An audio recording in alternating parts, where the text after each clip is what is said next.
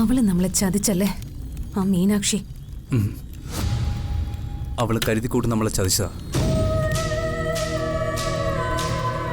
എൻ്റെ മുത്തശ്ശിയുടെ കാശുകൊണ്ട് നീ എങ്ങനെ കാമുകിയുമായിട്ട് ഒളിച്ചോടണ്ടെന്ന് അവള് പറയാതെ പ്രവർത്തിച്ചിരിക്കുന്നു.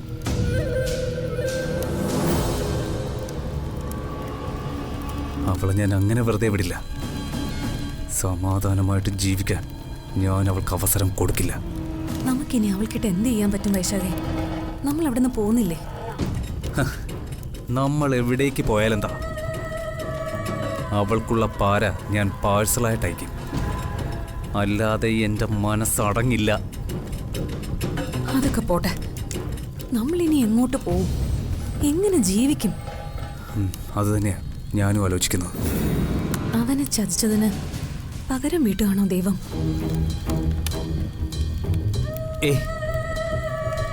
ഇഷ്ടപ്പെട്ടവർ പരസ്പരം സ്നേഹിച്ച് ഒരുമിച്ച് ജീവിക്കുന്നതിൽ ദൈവത്തിന് എന്താ പ്രശ്നം? തൽക്കാലം ഒരു കാര്യം ചെയ്യാം. നിന്റെ കയ്യിലുള്ള സ്വർണം കുറച്ച് നമുക്ക് പണയം വയ്ക്കുകയോ വിൽക്കുകയോ ചെയ്യാം. അതിനുശേഷം സമാധാനമായിട്ട് ജീവിക്കാനുള്ള ഒരു വഴി കണ്ടെത്താം. അങ്ങനെ 1.5 കോടിയുടെ ഒരു വലിയ സ്വപ്നം കത്തിത്തീർന്ന് ചാരമായി.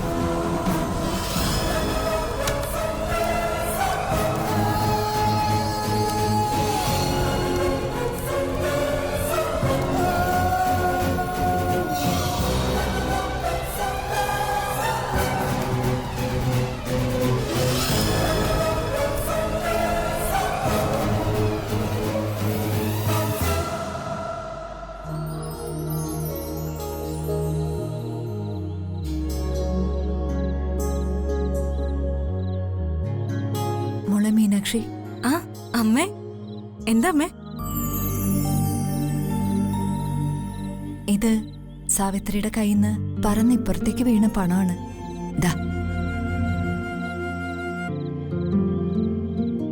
മോള് വിഷമിക്കണ്ടാട്ടോ. ഇതൊക്കെ ദൈവത്തിന്റെ ഓരോ പരീക്ഷണങ്ങളാന്ന് കരുതിയാ മതി. പതുക്കെ എല്ലാം മാറിപ്പോയിക്കോളും. അമ്മയും മകനും കൂടിയാ എന്നോട് ഈ അംഗം. ഒരു സ്വസ്ഥതയില്ലമ്മേ. തൽക്കാലം ക്ഷമിക്കാനും സഹിക്കാനും പഠിക്കുക. അതേ ഉള്ളൂ മാർഗം. ത്യാഗദേവതയാവാനും ദുഃഖപുത്രിയാവാനൊന്നും എന്നെ കൊണ്ട് പറ്റില്ല. ഒരു പരിധി കഴിഞ്ഞാ ഞാൻ എന്റെ തനി സ്വഭാവം എടുക്കും. വഴക്കൊന്നും ഉണ്ടാക്കണ്ട മോളെ. വഴക്ക് വേണ്ടെടുത്ത് അത് വേണോ അമ്മേ? ഈ ACP ഇങ്ങനൊരു മുരടനായി പോയത് അതെന്താ അമ്മേ? പക്ഷെ മനസ്സ് നല്ലതായിരുന്നു. ഇതിപ്പോ ഒരു കരിങ്കല്ല, ഒരു മയവും ഇല്ലാത്ത മനുഷ്യൻ.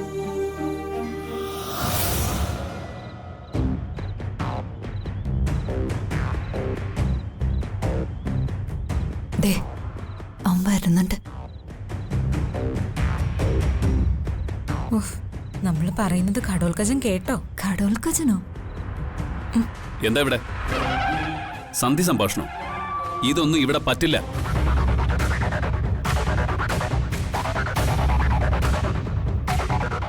അതിർത്തിക്ക് അപ്പുറത്താണെങ്കിലും ഇവളെന്റെ മകളല്ലേ.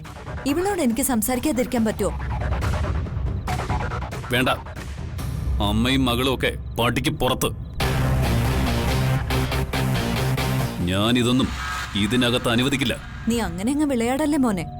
നീയും എന്റെ മകനായതുകൊണ്ടാ ഞാൻ ഇതൊക്കെ ക്ഷമിക്കുന്നത്. മീനാക്ഷി ഒരു തെറ്റും ചെയ്തിട്ടില്ലെന്ന് പല പ്രാവശ്യം ഞാൻ നിന്നോട് പറഞ്ഞു കഴിഞ്ഞു. എന്നിട്ടും നീ അത് വിശ്വസിക്കാതെ നിനക്ക് പറ്റിയ പിടിപ്പുകേട് നീ മീനാക്ഷിയുടെ മേലെ ചുമത്താൻ ശ്രമിച്ചാലേ അതൊന്നും ഞങ്ങളാരും സമ്മതിച്ചു തരില്ല.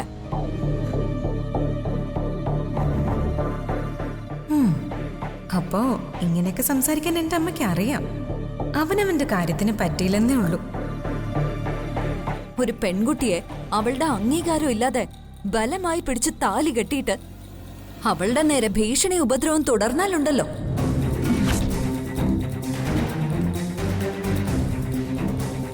ആ നിയമമൊക്കെ എന്നെക്കാൾ നന്നായി നിനക്കറിയാലോ.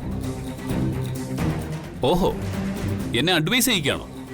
അമ്മയും മകനും ഒക്കെയാണ്. പക്ഷേ സത്യം നീയും അറിഞ്ഞിരിക്കണമല്ലോ. മീനാക്ഷിയെ പോലെ തന്നെ നീയും ഞങ്ങളുടെ പൊന്നോമനെയാണ്.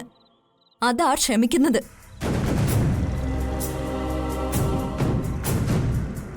അളമുട്ടിയ ചേരയും കടിക്കുന്നൊരു പഴഞ്ചൊല്ലുണ്ട്.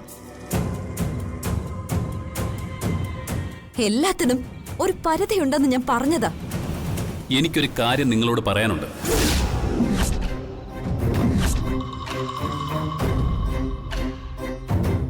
നിങ്ങളോ? അതെ, നിങ്ങൾ തന്നെ.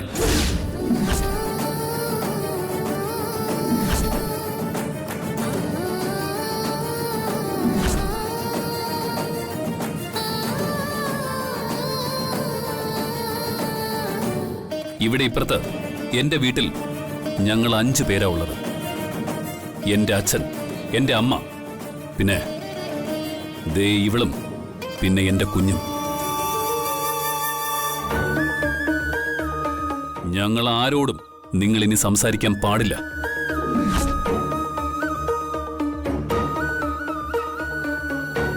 ലോകം ഒന്ന് ഇരുണ്ട് വെളുത്തപ്പോഴേക്കും നീ എന്നെ മറന്നു അല്ലടാ മോനെ.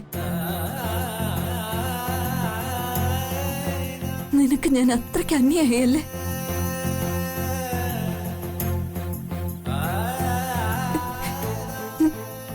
നിനക്ക് ഞാൻ ആരുമല്ല അല്ലേ കാർത്തി?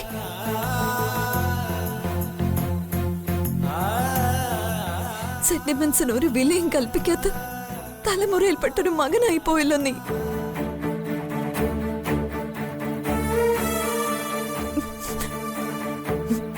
മോനെ, നീ എത്രയ്ക്ക് എന്നെ വെറുക്കാൻ ശ്രമിച്ചാലും എനിക്ക് നിന്നോട് വെറുപ്പോ ദേഷ്യമോ ഒന്നും ഉണ്ടാവില്ല. കാരണം ഞാൻ ആദ്യമായിട്ട് അമ്മ എന്നുള്ള വിളി കേട്ടത് നിന്റെ നാവിൽ നിന്നാ.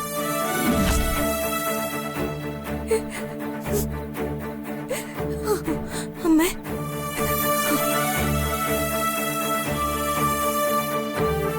അമ്മമാർക്ക് എന്ത് സഹിക്കാനും ക്ഷമിക്കാനും കഴിയും. മക്കൾ എന്ത് തെറ്റ് ചെയ്താലും അമ്മ അത് മറക്കും. പ്രത്യേകിച്ച് ഞാൻ. കാരണം ഞാൻ ശാപം കിട്ടി മണ്ണിൽ ഉറച്ചുപോയ ഒരു ശിലയായിപ്പോയി.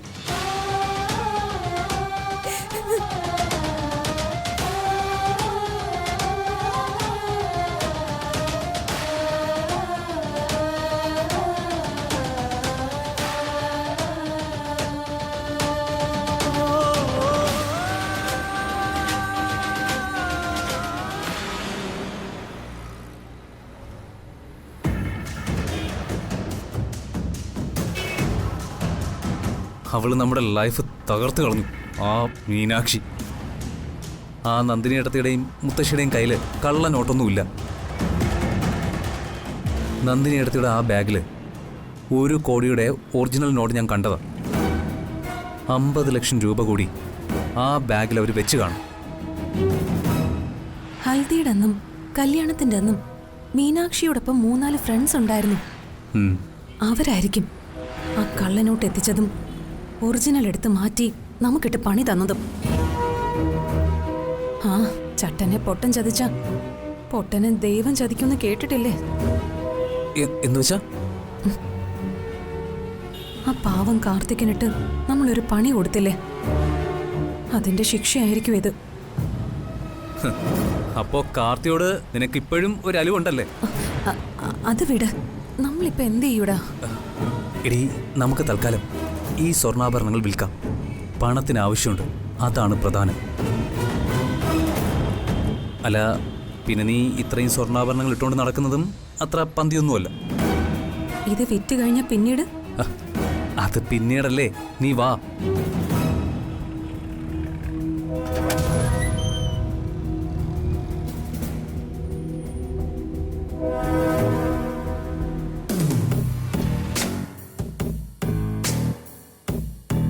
നമസ്കാരം. നിങ്ങൾക്ക് ഏത് ഐറ്റംസാണ് വേണ്ടത്? ചെയിൻ, റിങ്, ബാംഗിൾസ്, ഇതിലേതാ വേണ്ടത്? വിൽക്കാനാണ്. ആ, അല്ല, ഇപ്പോൾ ഗ്രാമിന് എന്താ വില? 6600. ഞങ്ങൾ എടുക്കുമ്പോൾ വില വ്യത്യാസം വരും. പണിക്കുറവേ. വരൂ. നീ വാ.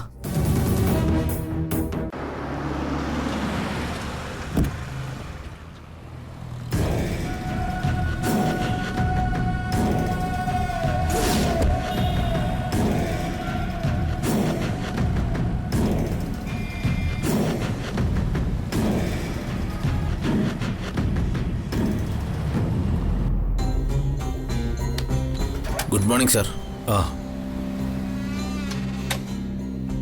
ആ സാർ. Good morning. കാര്യങ്ങളൊക്കെ ഓക്കെ അല്ലേ? എല്ലാം ഓക്കെയാണ് സാർ.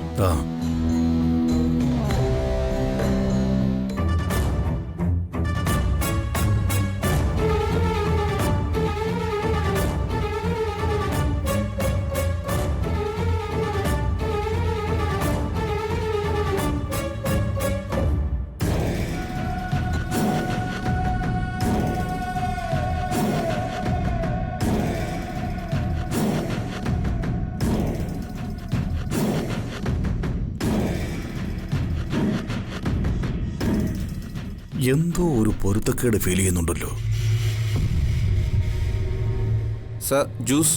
അവിടെ വയ്ക്കുക. അവര് കൊടുക്കാനാണോ വാങ്ങാനാണോ വന്നത്? കൊടുക്കാൻ.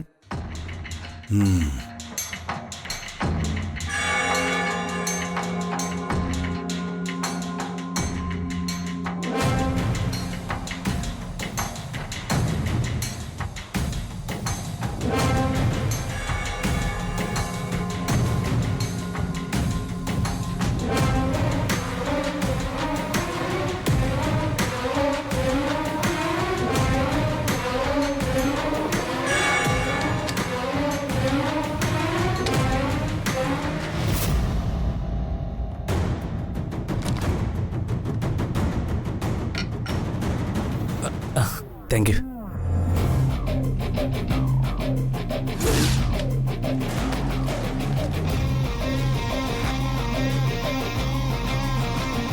അതെ, എക്സ്ക്യൂസ് മീ സാർ. നിങ്ങൾ രണ്ടുപേരെയും ഞങ്ങളുടെ മുതലാളി വിളിക്കുന്നുണ്ട്.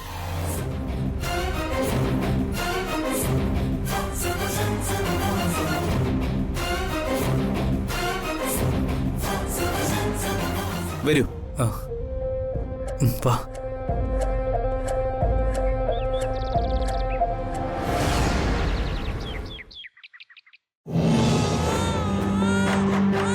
അയ്യോ, കരയല്ലേ കരയല്ലേ കരയല്ലേ. ഓ, എന്തൊരു കഷ്ടം. ഈ കൊച്ചിനെ കാണുമ്പോ എനിക്ക് മൈഥിലിയുടെ മുഖം ഓർമ്മ വരുന്നത്. ഓ, കരയല്ലേ കരയല്ലേ. കൊച്ചാണെങ്കിൽ കരച്ചിൽ നിർത്തുന്നുമില്ലല്ലോ. പണ്ട് മുതൽ എനിക്ക് കൊച്ചുങ്ങളുടെ കരച്ചിൽ കേൾക്കുന്നത് കലിയ. കരച്ചിലോടെ കരച്ചില്. ഇതിനെ നോക്കാൻ ഒരുത്തി ഏൽപ്പിച്ചിരുന്നല്ലോ. ഇവിടെ എവിടെ പോയി കിടക്കുക? ഓ ഓ, കരയല്ലേ കരയല്ലേ. എന്റെ കൊച്ചു ഒന്ന് കരച്ചിൽ നിർത്ത്. ഓ ഓ,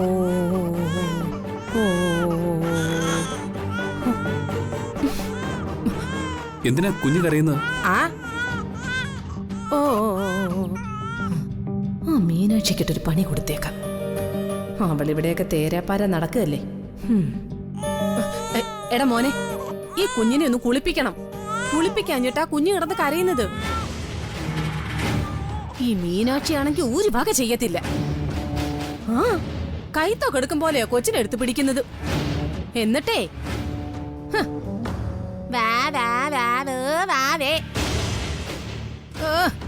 ഇത്രയും പശു അമറും പോലെ അമറി കൊച്ചിനെടുത്ത് കൊച്ചിനെ തൊട്ടിലേക്ക് ഇടുന്നത്.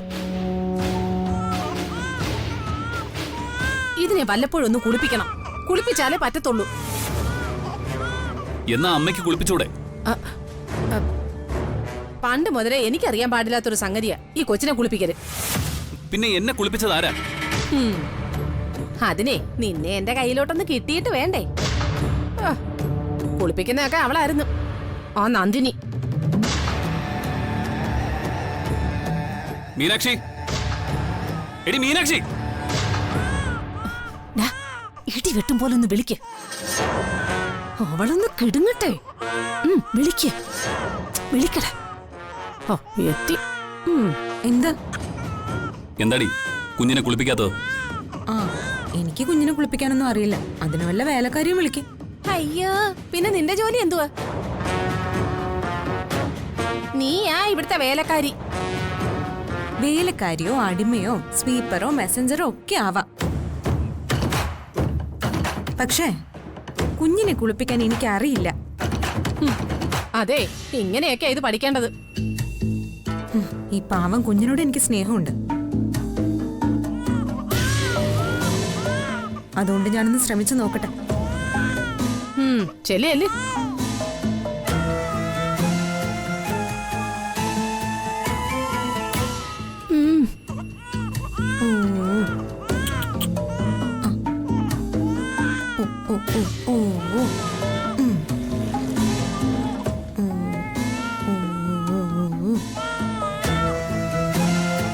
ഈ പാമ്പിൻകുട്ടി വന്ന് ജനിക്കാനായിരുന്നു ഇതിന്റെ യോഗം.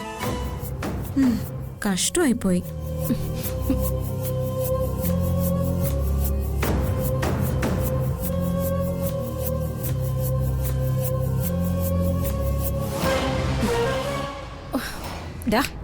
അവള് താങ്ങ കേട്ടല്ലോ.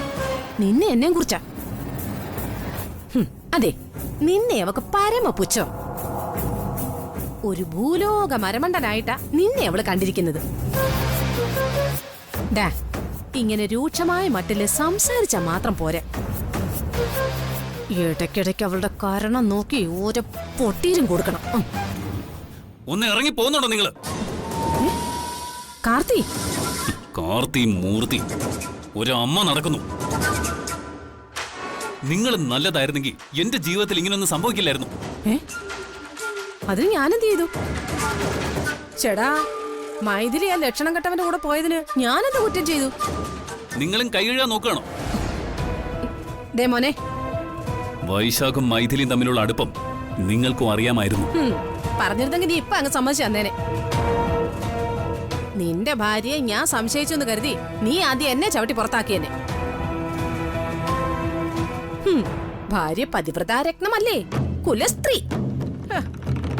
സാക്ഷാൽ സീതാദേവിയുടെ പേരല്ലേ അവക്ക്. മിഥിലയുടെ മകൾ മൈഥിലി. എന്റെ സംശയം 2 3 പ്രാവശ്യം ഞാൻ നിന്നോട് പറഞ്ഞതുവാ. അപ്പോഴൊക്കെ നീ താക്കീത് ചെയ്തത് എന്നെയാ. ഓർക്കുന്നുണ്ടോ നീ?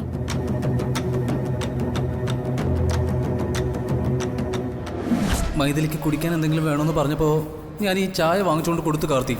അതിനാ സാവിത്രി ചേച്ചി ഇങ്ങനെ ദേഷ്യപ്പെടുന്നത്. എന്താ അമ്മ ഇത്? വയ്യാത്തൊരാൾക്ക് ഒരു ചായ വാങ്ങിക്കൊടുക്കുന്നത് ഇത്ര വലിയ തെറ്റാണോ?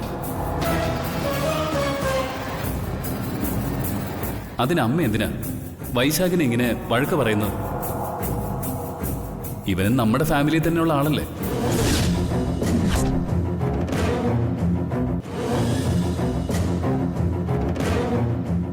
എടാ, ഭാര്യ ആയാലും ആരായാലും അവരെയൊക്കെ നിർത്തേണ്ടടുത്ത് നിർത്തിയില്ലെങ്കിലേ ദേ ഇങ്ങനെ ഇരിക്കും. പിന്നെ നീ വലിയ ക്രൈം ഇൻവെസ്റ്റിഗേറ്റർ അല്ലേ? പക്ഷേ സ്വന്തം ബെഡ്റൂമിൽ നടന്ന ക്രൈം നീ കണ്ടുപിടിച്ചില്ല. നിന്നെയൊക്കെ മിണ്ടരുത്. എന്റെ തകർച്ചയിൽ നിങ്ങൾക്കും വലിയൊരു പങ്കുണ്ട്. ഇറങ്ങിപ്പോ. എടാ, ഇറങ്ങിപ്പോവാൻ.